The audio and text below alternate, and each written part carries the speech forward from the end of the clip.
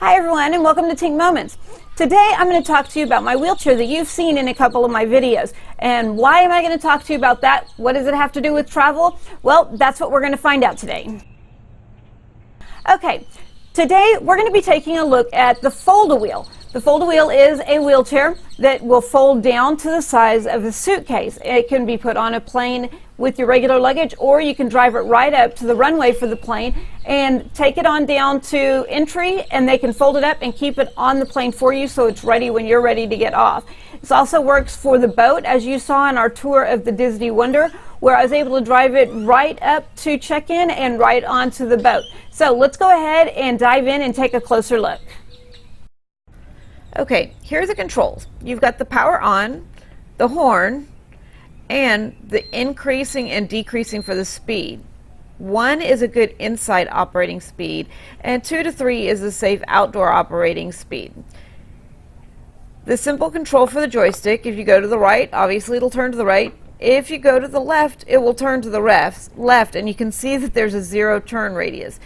And if you want to move forward, push the joystick forward and back to go back. I do advise looking back over your shoulder, unlike I'm doing, so you don't run into anybody or anything. To aid with moving in and out of the chair, there's a lever on the side of each armrest that, once turned, allows the armrest to be lifted completely up and out of the way. This is also nice when you want to pull up to a table. The armrests don't get in the way. For the footrest, if you want that one to be moved out of the way, all you have to do is fold it up.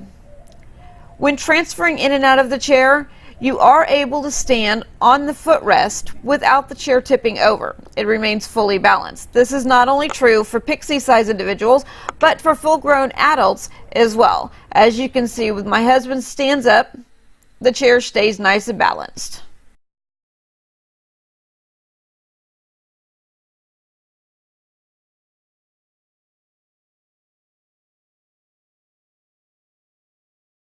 This was a huge improvement from my previous chair. When doing research prior to the transition, we also were wanting an upgrade in the wheels. First, improve the comfort of the ride, and second, to prevent the issue of getting stuck in a rut or in a grate. That is why we chose a chair with large front casters made of rubber and large air-filled rear tires.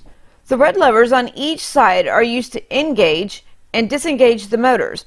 When disengaged, the chair moves freely and can be pushed, which is great if the batteries ever die. When engaged, they work well as a braking system, only allowing movement when the driver is using the joystick. One of my most absolute favorite things about this chair is this Case Logic wheelchair bag that didn't even come with the chair. As you can see, it has a bungee cord on the bottom that, as you can also see, will prevent somebody from being able to grab the bag. Inside the area where I just pulled the bag out of, there is a nice compartment where you can put stuff underneath the removable bag. And on the outside, there are 3 compartments. One here on the side to hold a cell phone. On the other side, there's a place for your water bottle. And on the back where I have the wings painted, it's a nice little compartment to slide note papers and whatnot into. Inside the removable bag, there is 2 zipper compartments, and each zipper has one of these large hand pulls on it. That way you're not having to fumble and work your fingers on the small little zipper handles. My least favorite part of this chair is this mechanism that holds the controller to the armrest. No matter how hard I push on this lever, it just will not stay in place. When rating this wheelchair, this thing alone will cause it to lose a star. The reason for this mechanism, however, is a good one. If you notice that when it is completely unscrewed, you can remove the joystick from the armrest. This will allow you to either put it in the bag for safekeeping when you're folding the wheelchair up, or it can be placed on the other handrail. So if you would prefer to drive left-handed, you can have it on the left-hand side. The seat cushion is attached with Velcro and can be removed to be turned or removed to be cleaned. The backrest on this, you will notice that there's a divot near the top. That is because there's a handle that can be raised or lowered when being used as a manual wheelchair. The Foldawheel wheelchair. This is like my 10th time trying to do this. Say Foldawheel wheelchair 10 times fast. You're not going to be able to do it, I promise. It's made of rolled aluminum, so it is strong, but it's lightweight. As you saw, it has an undercarriage storage bag. There's also enough room to store 3 lithium batteries. Mine currently has got 2, which gives me, I'm guessing, because we ran it for 12 hours straight and it still didn't die, I'm guessing it's going to give you about a good 16 hours worth of drive time. And the batteries, you can take them on an airplane. You just have to unplug them and take them to your seat with you. You cannot leave them in the wheelchair itself. The silver cylinders with the black caps that you see on the wheels, those are the brushless motors. There's one for each of the back wheels. So that's how you can get that 0 radius turn, is because you can make one wheel operate at a time. And we're going to move around to the front, and we're going to take a look at what is inside the storage bag. Currently, we have got the non-tip wheels. I call them my training wheels.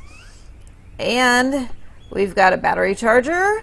And what else is in there? We have a toolkit. The toolkit does come standard with the wheelchair. And these are all the tools that you would need to do any work on the wheelchair. So every bolt size, every Allen wrench size is there inside of that tool bag. The battery charger, they do recommend that when you're plugging it in, first of all, you should plug it in at least once a week, whether you have driven it or not, and give it a good 12-hour charge. If you are driving it on a regular basis, charge it after each time that you drive it. And the training wheels, the non-tip wheels, I'm going to show you how those go onto the back. The benefit for having these is if you are going up a steep ramp or you happen to need to get up onto a curb, if the chair tilts back suddenly, it's not going to flip over because you have these non-tip or training wheels on the back. Very easy to install. You can see it won't tip over, even if my husband's toe wasn't there. Now let's take a look at the batteries and how easy they are to unhook and slide out. There's 1 and 2, and those cords that are on the top have a quick disconnect to be able to remove them, and that's all there is to it. Now let's see how easy it is to fold the chair up. You unflip the hook that's in the back, and then from the front you're going to reach right underneath the seat, grab the bar, and pull up, and it's folded and ready to go. And he's showing off how light it is to pick up. Once it's all folded, you can either push it or turn it and pull it.